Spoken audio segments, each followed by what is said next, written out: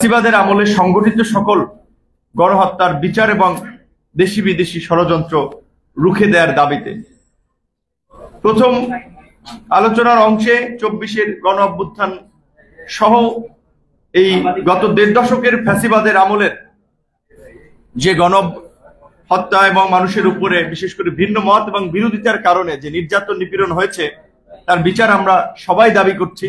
বিশেষ করে আমরা যদি সাদা চোখে দেখি, স্বাভাবিকভাবেই এই ২৪-এর গণ অভ্যুত্থান কিংবা ৩৬ জুলাই এটা আপনার ১০-১৫ দিন কিংবা ৩৬ দিনের আন্দোলনে এই গণ অভ্যুত্থান হয়নি।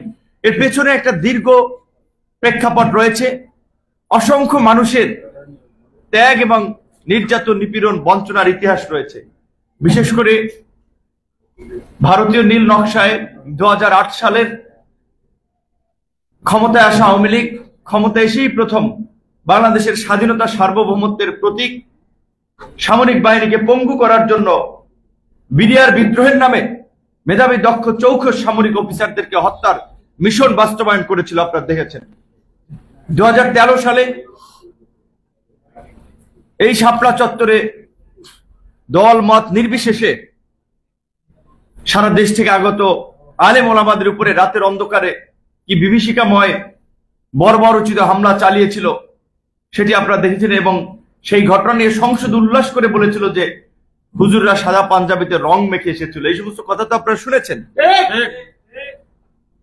বিএনপি এবং জামাতের নেতা কর্মীরা গত দেড় দশক ধরেই জামাতের লোকেরা এখন তো বড় বড় সমাবেশ করছেন, মিটিং করছেন, কিন্তু এই জুলাইয়ের আগে কিন্তু ২০ জনে মিলে ঘরের মধ্যেও মিটিং করতে পারে নাই। মিটিং করতে গেলেই নাশকতার গোপন পরিকল্পনা করতেছিল কিংবা দেশ বিরোধী দেশদ্রোহী কাজ করতেছিল, বিশৃঙ্খলা করতেছিল, এলাকা অস্থিতিশীল করতেছিল। এই অভিযোগে কিন্তু তাদেরকে আটক করা হতো, এমনকি মা, মেয়ে, ছেলে, ছোট বাচ্চা সহ আটক করা হতো। এই ঘটনাগুলো অনেক আপনারা দেখেছেন। মিজানুর রহমান আজহারী সাহেব বাংলাদেশের একজন খুব জনপ্রিয় আলোচিত ইসলামিক স্কলার। তিনি রাজনৈতিকভাবে জামাত সমর্থন করেন, করতে পারেন, সেটি নিয়ে আমাদের দ্বিমত নাই।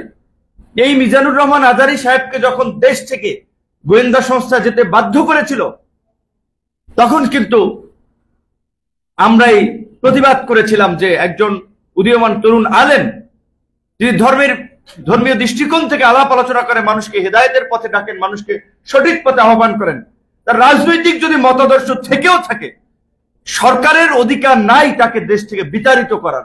আমরা কিন্তু কথা বলেছিলাম। জামাতকে যখন এই যুদ্ধাপরাধীদের বিচারের নামে ফাঁসি দেওয়া হচ্ছিল, জামাতের সবচেয়ে ঘনিষ্ঠ সহযোগী একসাথে সরকার গঠন করেছিলেন, 4 দলীয় জোট গঠন করেছিল, বিএনপিও বলতে গেলে কার্যত যখন নীরব ছিল, পরিষ্কারভাবে এখন গুগলে সার্চ দেন, পত্রিকার হেডলাইন পাবেন, আমরা পরিষ্কারভাবে বলেছিলাম কিন্তু যে ভারতীয় নীল নকশায় ইসলামী রাজনীতিকে ধ্বংস করার জন্য, ইসলামী রাজনীতিকে দুর্বল করার জন্য মূলত জামাত নেতাদেরকে অনেককে ফাঁসি দেওয়া হয়েছিল। সেই বিচারের ট্রাইব্যুনাল বিতর্কিত ছিল, সে তখন অনেকে বলছিলেন, কিন্তু আমরা এই প্রজন্মের তরুণরাও কিন্তু সেটি সামনে এনেছি। জামাতের রাজনীতির সাথে আমাদের রাজনীতির আদর্শ, আকীদা অনেক কিছু ডিফারেন্স, কিন্তু মজলুম যখন হচ্ছে, যখন ন্যায়ের পক্ষে কথা বলতে গিয়ে কিংবা একটা রাজনৈতিক প্রতিপক্ষকে আরেকটা দল সরকারে থাকা অবস্থায় বিনাশ করার মিশন নেবে, এটি কিন্তু একটা দেশের সংস্কৃতি হতে পারে না। যার কারণে কিন্তু আমরা প্রতিবাদ করেছিলাম। এবং এই যে বিএনপির কর্মীরা গত 16 বছরে ৩৫০০ মানুষকে বিচার বহির্ভূতভাবে হত্যা করেছে। বিএনপির এই পল্টন এলাকার আলোচিত নেতা কমিশনার ছিলেন চৌধুরী আলম, তুখোর ছাত্র নেতা, সেই টিপাইমুখ বাদের বিরুদ্ধে হুঙ্কার দিয়েছিলেন, ছাত্র নেতা থেকে জননেতা হয়েছিলেন ইলিয়াস আলী, ঢাকা বিশ্ববিদ্যালয়ের ছাত্র ছিল।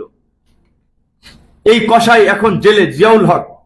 আমার ভাই যেটা বলেছিলেন, আমরা এটাই বলেছিলাম যে বিপ্লবের স্পিড হচ্ছে যারা গত 16 বছরে সরাসরি হত্যা, লুটপাট, ধর্ষণ, গুম, খুনে জড়িত ছিল, ফায়ারিং স্কোয়াড নিয়ে তাদেরকে ব্রাশ ফায়ার দিয়ে মেরে ফেলা, একসাথে দাঁড় করিয়ে দিয়ে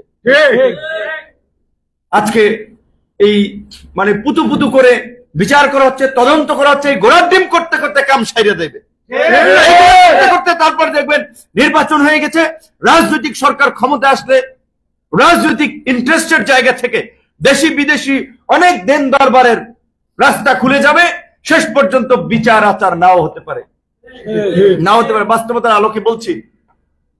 সেই জন্য আমরা বলেছিলাম যে বিপ্লবের পরে সাধারণত সরকারি কর্মকর্তা কর্মচারী যারা থাকে পৃথিবীর বিভিন্ন দেশে হাজার হাজার লোককে চাকরিচ্যুত করা হয়েছে। আপনার অপসারণের পত্র বা পদত্যাগ পত্র, অব্যাহতি পত্র দিয়ে হাতে ধরিয়ে দিয়েছে, চলে যান। সরকারি এই কর্মকর্তা কর্মচারীদের 20 লাখ কর্মচারীদের মধ্যে যদি 50,000 কর্মচারীকে চাকরিচ্যুত করা হতো, এটা কি খুব বেশি হতো 20 লাখ কর্মীর মধ্যে? এই গণ অভ্যুত্থানে যারা অংশ নিয়েছে, ছাত্র জনতা নাগরিকরা, প্রাইভেট প্রতিষ্ঠানে চাকরি করে সরকারি প্রতিষ্ঠানে চাকরি করে নাই, তাদের মধ্যে থেকে কয়েক লক্ষ যুবক এবং শিক্ষিত উপযুক্ত মানুষ আছে যাদেরকে চাকরি দেওয়া যেত, কিন্তু করে নাই।